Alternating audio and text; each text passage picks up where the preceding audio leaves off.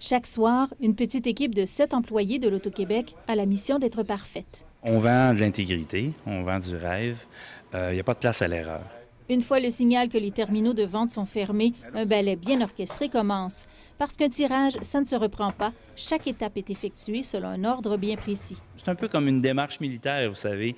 Étant donné qu'on ne peut pas se tromper, mais on a des procédures à suivre. Les boules sont classées par code de couleur. Chacune pèse environ 79 grammes et mesure 51 mm.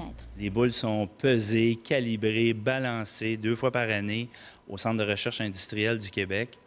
Encore là, les boules sont identiques et on doit avoir une conformité parfaite. Elles sont faites de caoutchouc et rebondissent très bien, ce qui a parfois donné lieu à des situations cocasses. Il y a plusieurs années, on avait des animatrices ou des hôtesses ou des hôtes, puis on présentait les boules avec le fameux sourire avec la boule.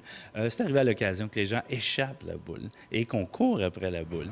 Aujourd'hui, tout est automatisé. C'est pour cette raison que tout est vérifié et contre-vérifié par la firme comptable Sanson-Belair de Loite-et-Touche. On se plaît à dire que c'est les yeux du public. Dans le fond, ils sont là pour s'assurer que de notre côté, à nous, on respecte les règlements. C'est quand même quelque chose qui n'est pas très compliqué, mais le risque est justement là. C'est ce qui nous guette, étant donné que c'est quotidien. On peut tomber dans la routine. C'est ce qu'il faut absolument éviter. Pour ceux qui se demandent pourquoi les bouliers sont différents selon les tirages, dites-vous que c'est une question purement esthétique. Pour le côté télévision, je vous dirais, il y a des bouliers qui sont peut-être un peu plus spectaculaires.